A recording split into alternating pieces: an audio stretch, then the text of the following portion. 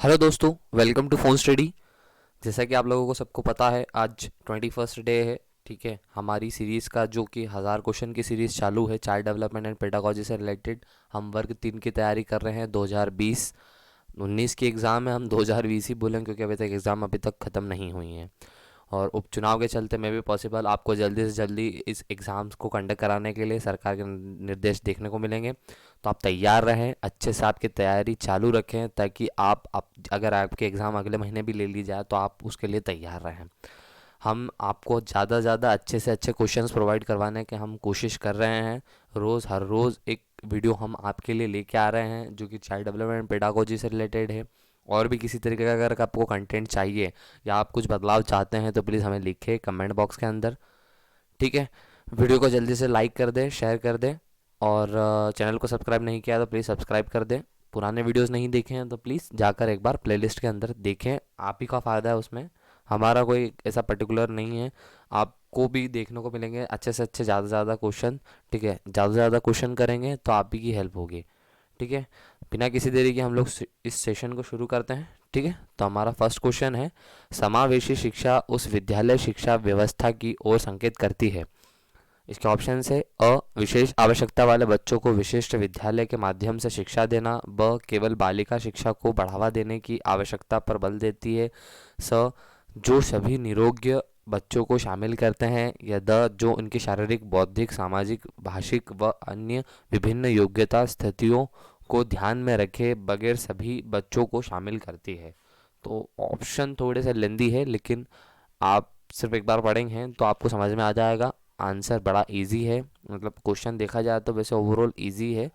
और अक्सर इस तरह के क्वेश्चंस देखने को मिलते हैं।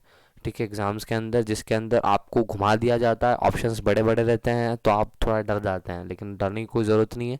ठीक है, आसान सा प्रश्न है, समावेशी शिक्षा उस विद्यालय शिक्षा व्यवस्था की ओर संकेत करती है, तो किसकी ओर संकेत करती है? इसका आंसर है जो उनकी शारीरिक, बौद्धिक, सामाजिक, भाषिक व अन्य विभिन्न योग्यता स्थितियों को ध्यान में रखे और बगैर सभी बच्चों को शामिल करती है। तो ये एक तरह से इसकी परिभाषा हो गई। ठीक है, तो ध्यान रखना है अपनों को, इस तरीके के क्वेश्चंस अक्सर देखने को मिलते हैं, प्रीवियस ईयर का ही क्वेश्चन है ये। ठीक है, अगला प्रश्न देखेंगे, क्वेश्चन नंबर 2 है, सृजनात्मक बालक में निम्न में से कौन से गुण नहीं पाए जाते हैं? इसके ऑप्शन है: अ खोजपूर्ण प्रवृत्ति, ब अच्छी अंतर्दृष्टि, स क्रियाशीलता, द सीमित रुचियाँ। तो आप ध्यान से ऑप्शंस को पढ़ें एक बार और फटाफट से इसका आंसर कमेंट बॉक्स के अंदर लिखें। ठीक है, सृजनात्मक बालक में निम्न में से कौन से गुण नहीं पाए जाते हैं? तो आपको बताना है कौन सा गुण नहीं है उसके अंदर। ठीक है, देखेंगे इसका आंसर है सीमित रुचियाँ।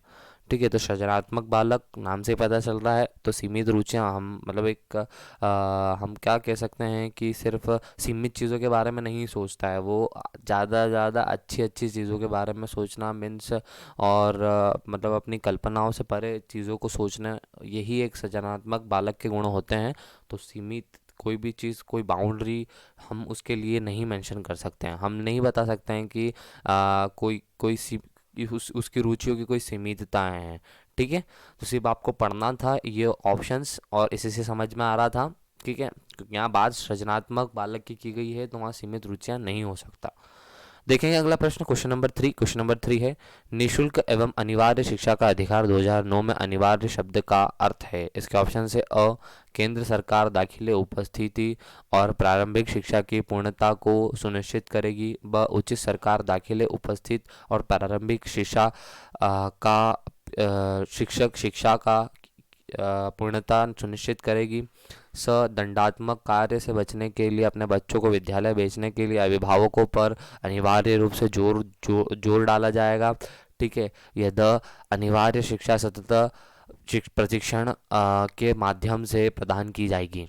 तो आप ये भी एक तरह से आपके साथ में ब्लंडर ही है। आपको ऑप्शंस बड़े दे दिए जाते हैं ताकि आप सिर्फ डर जाते हैं। आप एक बार ध्यान से इन ऑप्शंस को पढ़ें और इसका आंसर करें। निशुल्क एवं अनिवार्य शिक्षा का अधिकार 2009 में अनिवार्य शब्द का अर्थ क्या है, हमें बताना था इसके बारे में। तो देखेंगे इसका आंसर है उचित सरकार दाखिले, उपस्थिति और प्रारंभिक शिक्षक शिक्षा का या की पूर्णता सुनिश्चित करेगी। तो बस वही है, जो दाखिले है, उपस्थिति है, प्रारंभिक शिक्षा है, इस तरीके की चीज़ों का ध्यान सरकार को रखना है। जो कि 6 से लेके 14 साल के बच्चे हैं उनके लिए शिक्षा से रिलेटेड है। ठीक है, अगला प्रश्न देखेंगे, question number fourth. Question number fourth है, शिक्षा का अधिकार अधिनियम 2009 के क्रियान्वयन के बाद कक्ष अप्रभावित है क्योंकि शिक्षा का अधिकार विद्यालय में कक्षा की औसत आयु को प्रभावित नहीं करता। ब लिंग के अनुसार समजातीय नहीं है। स लिंग के अनुसार अधिक समजातीय है। द आयु के अनुसार अधिक विषम जातीय है। तो ये भी आसानी है। ठीक है, आपको सिर्फ एक बार पढ़ना है। शिक्षा का अधिकार अधिनियम 2009 के क्रियान्वयन के शब्द के बाद कक्ष, तो इसके लिए जो बनाया है अधिनियम, उसके बाद में कक्ष में क्या बदलाव देखने को मिले हमें उसके बारे में बताना है। तो इसके ऑप्शन है लिंग के अनुसार अधिक समजातीय है। ठीक है, तो ध्यान रखना है, इस तरह के क्वेश्चंस पूछे जाते हैं। मेरे ख्याल से आपको सब क्लियर हो रहा होगा। ठीक है, अगर कुछ क्लियर नहीं होता है तो आप प्लीज़ कमेंट बॉक्स के अंदर लिख सकते हैं। हम बिल्कुल आपका आंसर करेंगे, हमारी टीम आपको बिल्कुल कांटेक्ट करेगी। ठीक है, एक समावेशी विद्यालय डैश के अंतर अतिरिक्त निम्नलिखित प्रश्नों पर मन करता है। इसके ऑप्शंस है, क्या हम यह विश्वास करते हैं कि सभी शिक्षार्थी सीख सकते हैं। ब क्या हम अधिगम योग्य परिवेश की योजना बनाने और उसे प्रदान करने की समूह में कार्य करते हैं। स क्या हम विशेष बालक को बेहतर देखभाल उपलब्ध कराने के लिए उचित तरीके से उन्हें सामान्य से अलग करते हैं। या द क्या हम शिक्षार्थियों को या की विभिन्न आवश्यकताओं को पूरा करने के लिए युक्ति अपनाते हैं। तो आपको इसका आंसर करना है, जल्दी से कमेंट बॉक्स के अंदर लिखें। एक समावेशी विद्यालय डैश के अंतर अतिरिक्त निम्नलिखित प्रश्नों का मन करता है। तो बताना है आपको इसका आंसर जल्दी से जल्दी। देखते हैं इसका आंसर क्या है। इसका आंसर है, क्या हम विशेष बालक को बेहतर देखभाल उपलब्ध कराने के लिए उचित तरीके से उन्हें सामान्य से अलग करते हैं। एक समावेशी विद्यालय के अंतर अतिरिक्त प्रश्नों पर मन करता है। तो ये होगा इसका आंसर। देखेंगे अगला प्रश्न, क्वेश्चन नंबर 6। सीबीएसई द्वारा अपनाए गए प्रगतिशील शिक्षा के प्रतिमान में बच्चों का समाजीकरण जिस प्रकार से किया जाता है उससे अपेक्षा की जाती है कि क्या अपेक्षा की जा सकती है, उसके बारे में पूछा है। इसके ऑप्शन से अ किसी भी प्रकार की सामाजिक पृष्ठभूमि होते हुए भी वे सब यह स्वीकार करें जो उन्हें विद्यालय द्वारा प्रदान किया जाता है। ब वह समय नष्ट करने वाले सामाजिक आदतों प्राकृतिक सीखे किस प्रकार जा सकता है किस प्रकार दिया जा सकता है। स सामाजिक कार्य में सक्रिय भागीदारी तथा भागीदारी या नहीं क्या था भागीदारी था भागीदारी था का निर्वाह करे तथा सामाजिक कौशल सीखे। द वह बिना प्रश्न उठाए समाज के नियम का अनुपालन करने के लिए तैयार हो सके। तो आपको ध्यान से क्वेश्चन को पढ़ना है और इसका आंसर करना है। सीबीएसई द्वारा अपनाए गए प्रगतिशील शिक्षा के प्रतिमान में बच्चों का सामाजिकरण किस प्रकार किया जाता है उसे अपेक्षा की जाती है। ठीक है, की क्या अपेक्षा की जाती है, तो सामूहिक कार्य में सक्रिय भागीदारिता का निर्वाह करे तथा सामाजिक कौशल सीखे, यही उससे अपेक्षा की जाती है। जो कि सीबीएसई द्वारा अपनाए गए जो प्रगतिशील शिक्षा है उसके प्रतिमान में बच्चों का सामाजिकरण किया जाता है उसके लिए। देखेंगे अगला प्रश्न, क्वेश्चन नंबर 7। भाषा और अवबोधन से संबंध विकार है। अ भाषाघात, ब चला घाट, स पठन में वैकल्य, द वाक संबंधित रोग।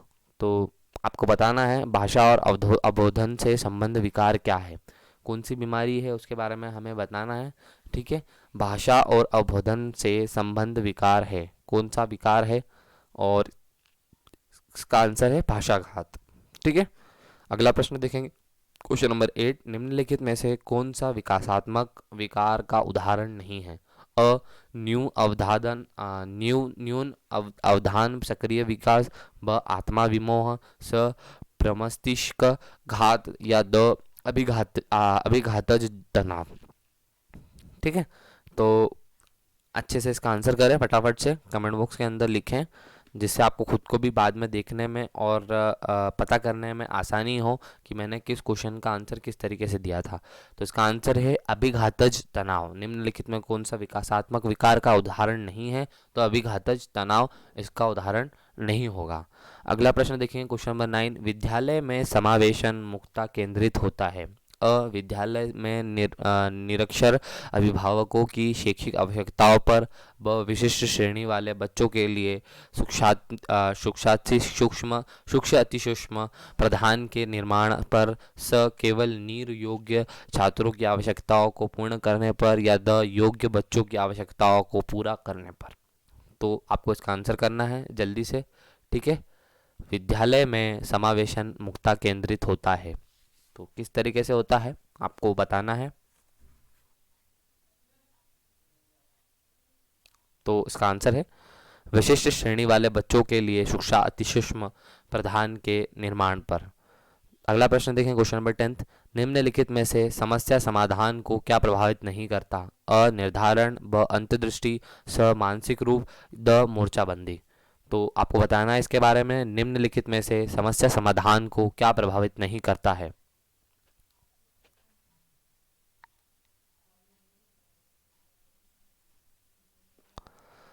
अंतर्दृष्टि। तो अंतर्दृष्टि जो है वो समस्या समाधान को प्रभावित नहीं करती है। पता रखना है आपको, इसके बारे में पता होना चाहिए। अच्छे अच्छे क्वेश्चंस मैं आपको करवा रहा हूँ ताकि आपको एग्ज़ाम्स के अंदर बहुत हद तक हेल्प मिले। और आप सिर्फ सीरीज़ देखेंगे और इसी सीरीज़ के क्वेश्चंस भी, अगर ये जो 1000 क्वेश्चन मैं आपको करवाने जा रहा हूँ, इसी को अगर आप कंप्लीट कर लेंगे तो आपके एग्ज़ाम आसानी से निकल सकती है। आपको कहीं और से कुछ और पढ़ने की ज़रूरत नहीं है, क्योंकि इसके अंदर मैंने ऑलमोस्ट पिछले 5 साल या 10 साल का बोल सकते हो आप, ठीक है, अच्छे अच्छे क्वेश्चंस जो कि दूसरे स्टेट्स या दूसरे एग्जाम्स में भी आए हुए हैं उन्हें मैंने शामिल भी किया है, ठीक है। तो एक अच्छा और परिपूर्ण, जिस तरीके से एक परीक्षा के लिए जो एक पेपर होता है उस तरीके के क्वेश्चंस मैं आपके लिए लेके आ रहा हूँ, तो वो ही आपको बहुत ज़्यादा हेल्प करने वाला है। अगला प्रश्न देखेंगे, क्वेश्चन नंबर 11, शब्दों में अक्षरों को एक क्रम को पढ़ने में कठिनाई का अनुभव करना डैश से संबंधित है। तो उस बीमारी के बारे में बात करना है हमें। अ डिसलेक्सिया, ब डिस्ग्राफिया, स डिस्प्रेक्सिया या द इनमें से कोई नहीं। तो मैंने इससे रिलेटेड क्वेश्चंस पहले 2 या 3 क्वेश्चंस मैं ऑलरेडी करवा चुका हूँ और मेरे ख्याल से इसके बारे में सबको पता होगा। अच्छे से इसका आंसर करें। शब्दों में अक्षरों को एक क्रम को पढ़ने में कठिनाई का अनुभव करना डैश से संबंधित है। तो डिसलेक्सिया के अंदर मैं आपको पहले भी बता चुका हूँ कि जस्ट लाइक हम लोग देखते हैं कि सी को डी या डी को सी आगे पीछे पढ़ लेते हैं, अगर कोई स्पेलिंग है तो उसको आगे पीछे पढ़ लेते हैं, तो इस तरीके की बीमारी होती है डिसलेक्सिया। उसके बारे में आपको ध्यान रखना है। इससे रिलेटेड कई सारे प्रश्न परीक्षा के अंदर पूछे गए हैं। मैंने 3 से 4 क्वेश्चन ऑलरेडी करवा चुका हूँ। अगला प्रश्न देखेंगे, क्वेश्चन नंबर 12, सभी के लिए विद्यालयों में सभी की शिक्षा निम्नलिखित में से किसके लिए प्रचार वाक्य हो सकता है? अ सशक्तिशील शिक्षा, ब समावेशी शिक्षा, स सहयोगात्मक शिक्षा या द पृथक शिक्षा। तो ये भी बहुत आसान सा प्रश्न है, पढ़ने से ही समझ में आ रहा है। सभी के लिए विद्यालयों में सभी की शिक्षा निम्नलिखित में से किसके लिए प्रचार वाक्य हो सकता है? तो इसका आंसर है समावेशी शिक्षा। सभी के लिए जो शिक्षा है उसके लिए बात की जाती है, ठीक है। मैं ऐसा मानता हूँ कि आपको ये नॉर्मल क्वेश्चंस आपको लग रहा होगा कि इजी है आपके क्वेश्चंस, लेकिन ये इस तरीके के क्वेश्चंस पुरानी एग्ज़ाम्स के अंदर भी पूछे गए हैं, ठीक है। आपको ये अचंभित करने की ज़रूरत नहीं है कि इतने आसान भी क्वेश्चन देखने को मिल सकते हैं। बिल्कुल देखने को मिल सकते हैं। ये प्रीवियस ईयरली क्वेश्चंस में भी शामिल है इस तरीके के क्वेश्चंस। ये कोई मैंने खुद ने नहीं बनाया है, ठीक है। तो मतलब सिर्फ मेरे द्वारा ही नहीं बनाया गया है। तो ये आपको मैं क्लियर कर दूं कि ऐसा नहीं है कि इतने इजी क्वेश्चंस की बात हम करेंगे। तो पुराने एग्ज़ाम्स के अंदर भी इसी तरीके के क्वेश्चंस देखने को मिले हैं और आप सोचते हैं कि ज़्यादा और टफ चीज़ें पढ़ना है, तो उससे कोई मतलब नहीं है। आपको सिर्फ एग्ज़ाम ओरिएंटेड चीज़ें करना है। तो मेरे ख्याल से जितना मैं आपको करवा रहा हूँ उतना काफ़ी है, आप उतना भी करके एग्ज़ाम पास कर सकते हैं। क्वेश्चन नंबर 13 देखेंगे, प्रतिभाशाली शिक्षार्थी को डैश से जुड़े प्रश्नों पर अधिक समय देने के लिए कहा जा सकता है? अ स्मरण, ब समझ, स सृजन या द विश्लेषण। तो इसके बारे में आपको बताना है, फटाफट से इसका आंसर करना है, ठीक है। प्रतिभाशाली शिक्षार्थियों को डैश से जुड़े प्रश्नों का अधिक समय देने के लिए कहा जा सकता है? तो इसका आंसर है सृजन। ठीक है, अगला प्रश्न देखेंगे, क्वेश्चन नंबर 14। अध्यापक के दृष्टिकोण से प्रतिभाशीलता किसका समायोजन है? अ उच्च योग्यता, उच्च रचनात्मकता, उच्च वचन। ब उच्च प्रेरणा, उच्च वचनबद्धता या उच्च क्षमता। स उच्च योग्यता, उच्च क्षमता, उच्च वचनबद्धता। द उच्च क्षमता, उच्च सृजनात्मकता, उच्च स्मरण शक्ति। फटाफट से इसका आंसर करें, पढ़ने से ही समझ में आ रहा है अगर आपने ध्यान दिया होगा इन चीज़ों के ऊपर। अध्यापक के दृष्टिकोण से प्रतिभाशीलता किसका समायोजन है?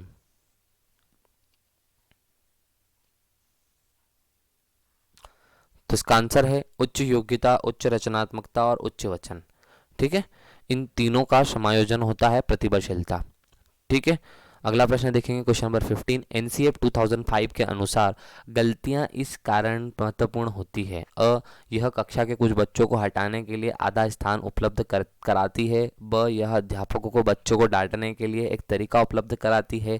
स यह बच्चे के विचार की अंतर्दृष्टि उपलब्ध कराती है तथा समाधान और समाधानों को पहचानने में सहायता करती है। या द यह विद्यार्थियों को वर्गीकृत करने के लिए महत्वपूर्ण उपकरण है।